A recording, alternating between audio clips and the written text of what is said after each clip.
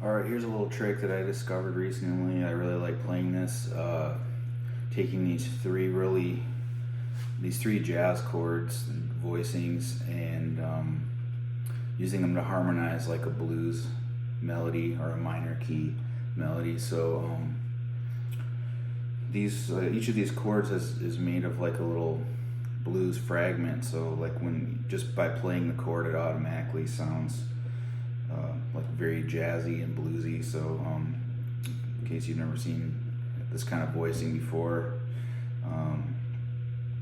it's just, let's see, so it has like F sharp, C, E, and B, and you can take this voicing. I'll just start with just this one. We're gonna mix and match all three in a second, but starting with just this one, moving it down the scale, you get like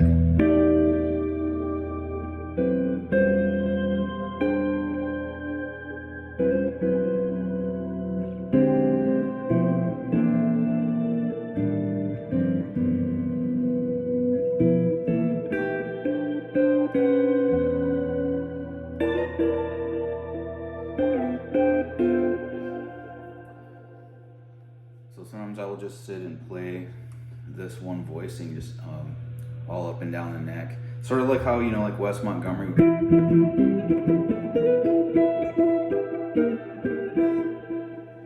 just like he would play octaves. You can kind of take this chord and would make melodies out of the note your pinky is playing.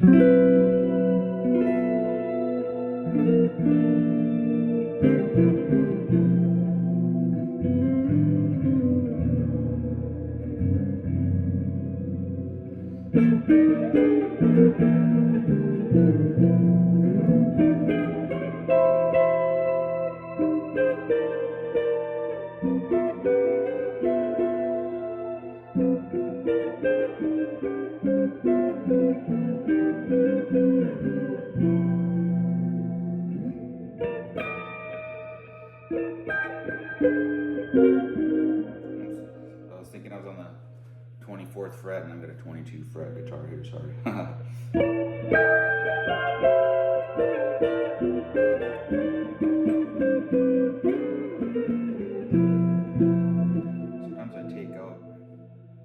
Sometimes I take out the second note from the top, so this just becomes these three notes.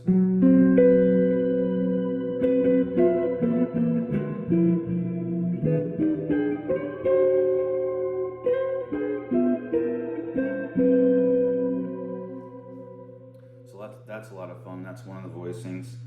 The next one, they're all related to the same voicing. They're all almost the same, in a manner of speaking. But one of them is this altered voicing, altered dominant.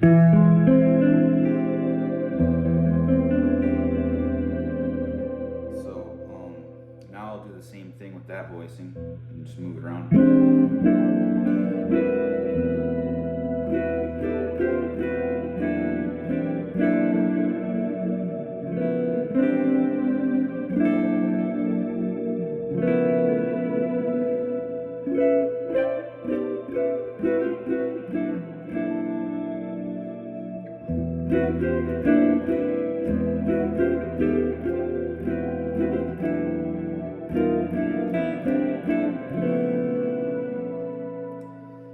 So that's just for the purposes of demonstration. I ordinarily wouldn't, just take one voicing and play it all over the neck. But the point I'm trying to illustrate is that it does exist all over the neck, and in all these different positions. So.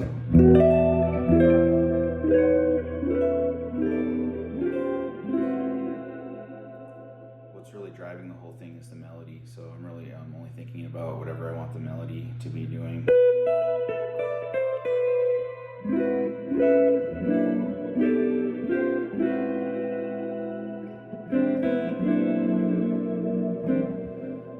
There's actually a complex reason why this works that's related to the 4 transpositions of Messiaen's third mode. So I'm actually thinking of that the whole time. I'm not thinking about the melodic minor scale, that the seventh mode of a melodic minor, which a lot of people associate this voicing with.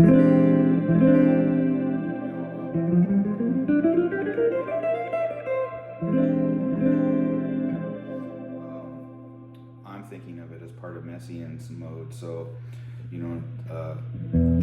right here, there's like, one transposition of it I'm thinking of. And then if I want to play this chord, I'm actually thinking of the transposition that's down a half step, which I associate with B, the 5 chord. If I want to use this one, that's the transposition I associate with B flat. I relate it all to like the 1 chord, the 4, the 5 chord. I mean the chord, the flat 5 chord, and the 4 chord. So it all relates to like conventional diatonic major and minor scale harmony, but it what it does is it takes the Messiaen mode and it moves it up and down the neck. So that's that theoretically, I think that's the reason why you can do this, is that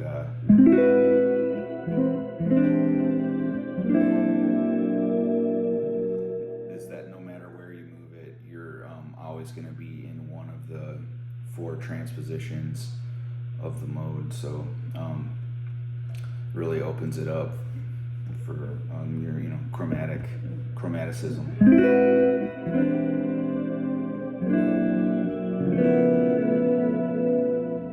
So for example, if I were to take this thing, let's see,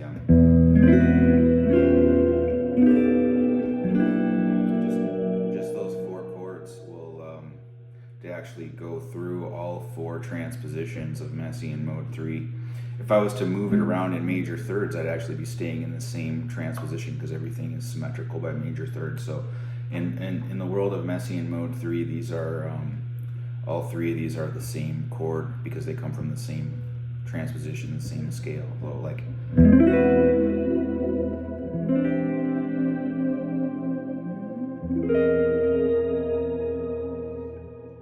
but if I want to access this one, transposition down 1/2 step, and if I want to play it here, now I've moved it again. It's actually a 1/2 step above the transposition that I started with. So you can just see that because it moves up chromatically.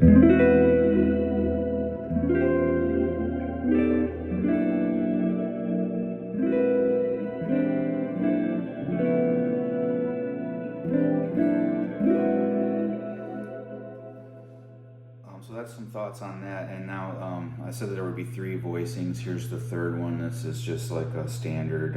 Another, I always look within the matrix of dots that make up the scale, and I like to pick out jazz chords that are recognizable from usually the melodic minor scale. So like all of these chords, to me, you can sound a lot less abstract and get it to sound like very jazzy by using jazz voicings, and that's not surprising.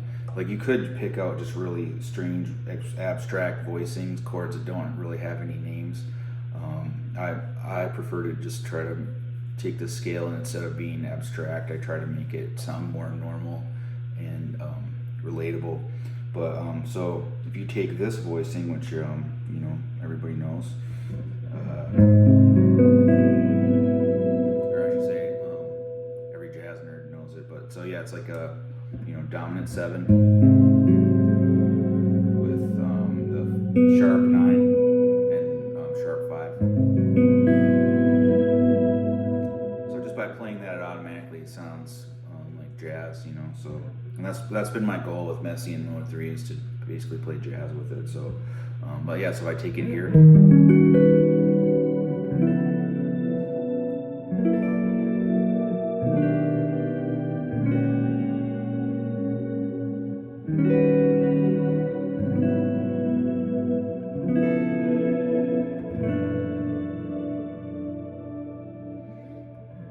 Thank you.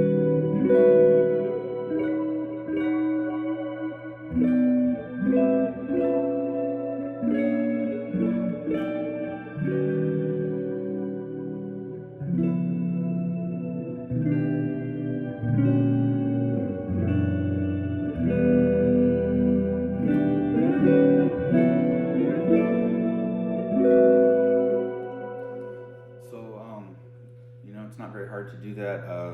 Maybe you're wondering how I know which frets to play it on. Like I said, it's I'm really just thinking about the melody note that I want, and then you build the chord down from there. And for the reasons that I described earlier, that the Messiaen mode moves around the neck like this, you can play it wherever you want. It always relates to one of the Messiaen modes, and if you were to try to solo on top of that, I found that you don't even have to be in the same transposition of the mode that the chord is in, because it just sort of goes into this general chromatic thing where, I don't know, after you've broken enough of the rules of tonal music,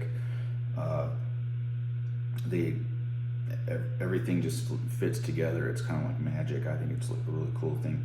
But okay, so taking those 3 voicings, and I'm just gonna play some melodic material, and I don't like to stick in any one voicing for very long, because in composition, in some schools of composition, it's considered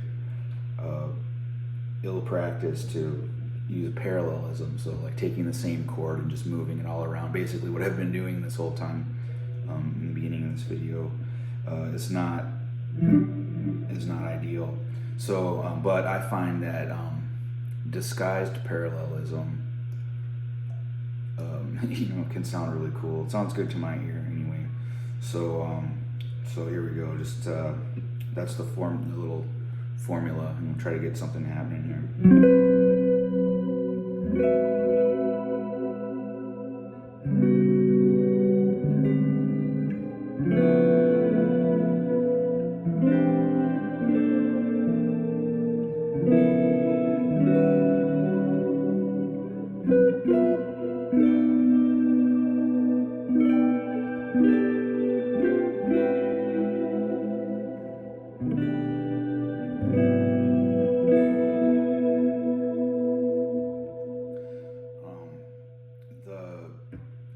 In Messiaen mode 3, this chord, E7 altered, is actually equivalent to the C and A flat version of that chord. So if you learn to hear all these 3 chords as one chord, that's an expression of Messiaen mode 3, or can be.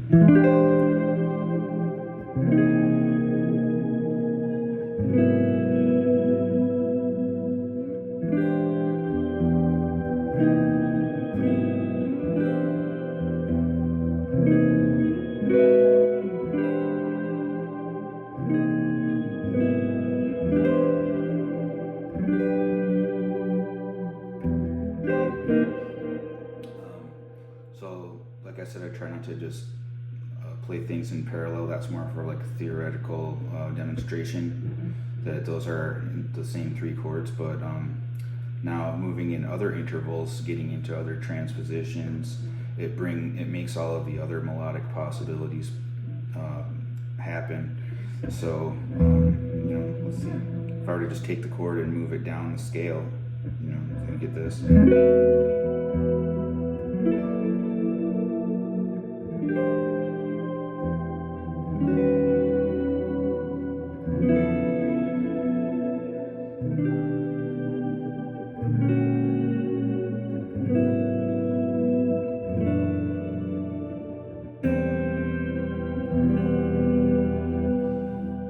So it sounds pretty good moving in stepwise motion like that.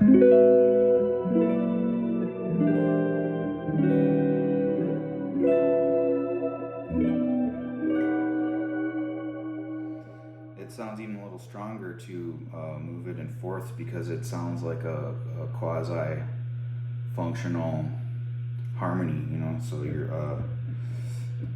a jazz musician would analyze it like they would say, oh, you're moving an altered chord in fourths, which you're allowed to do in jazz. Like this would be in the key of E, a 3-6-2-5-1 progression.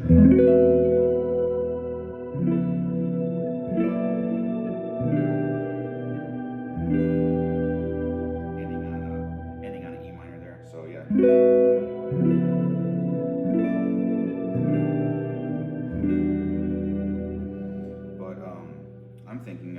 Messiaen way. So it's like really just mimicking functional jazz harmony, but you know, so you get so let's see.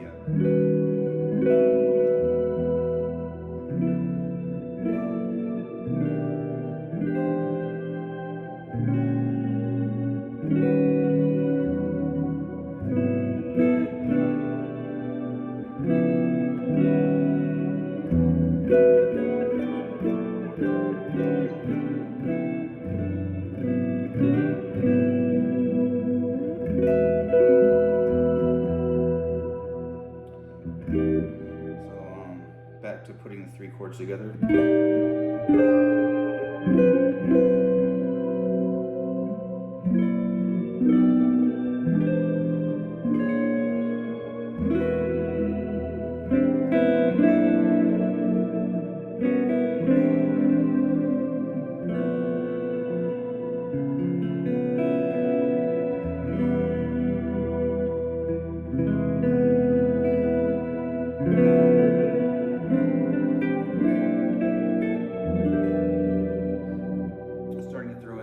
Voicings here, not every, you know, not everything has to be those 3 that we did. So that's a nice one that I showed in another video, by the way. But if I combine this voicing, the, you know, like a diagonal voicing here, G major 7 sharp 5.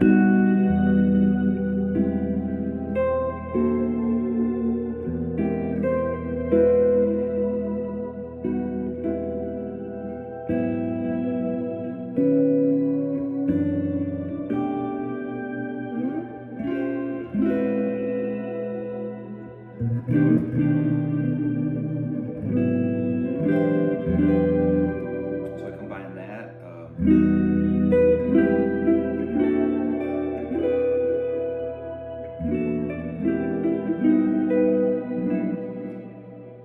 with what was the other one I was going to use? Let's see. Oh yeah, this.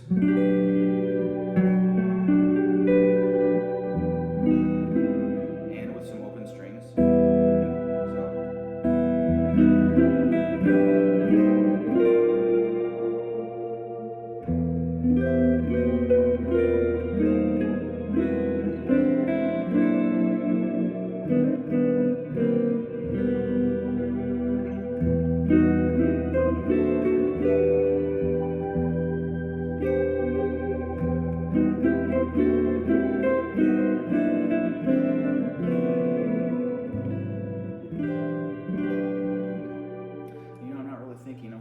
You sort of just free associate, and ideas pop into your head, or like I'll think of a chord shape, you know, in my head and just play that. And so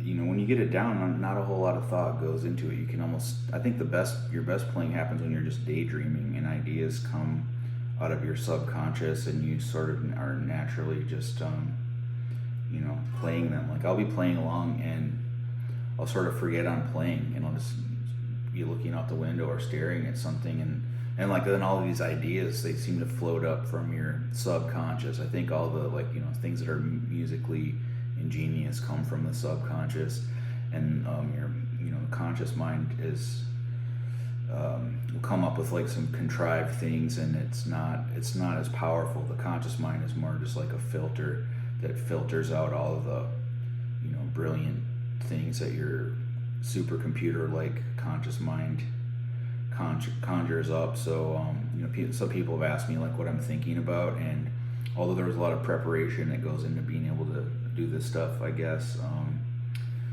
I'm not really thinking about a whole lot of anything except trying to imagine, you know, what note's gonna sound cool, and that part of it's sort of automatic. The ideas just pop into your head and out of nowhere, because that's sort of how ideas are. And so it's actually really relaxing. You don't have to think about a whole lot, and I guess I'm fueled by a sense of curiosity, like, oh, I wonder what that will sound like, I wonder what this chord will sound like. And I found this little system that allows you to sort of break all the rules, and you know, nothing sounds wrong. The only thing that sounds wrong is if you know, play something that you didn't intend to play. You know, think about like what is the coolest note.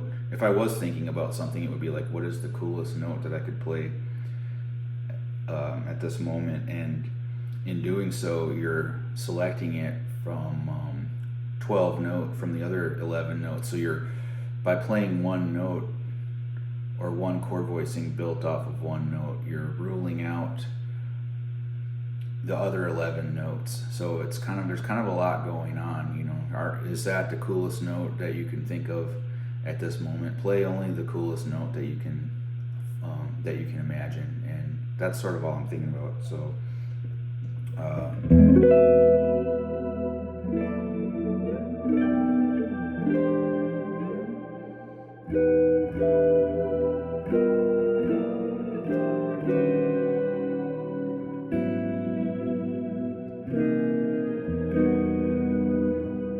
the best playing, like I said, comes when I stop thinking, and you know, so don't think about anything.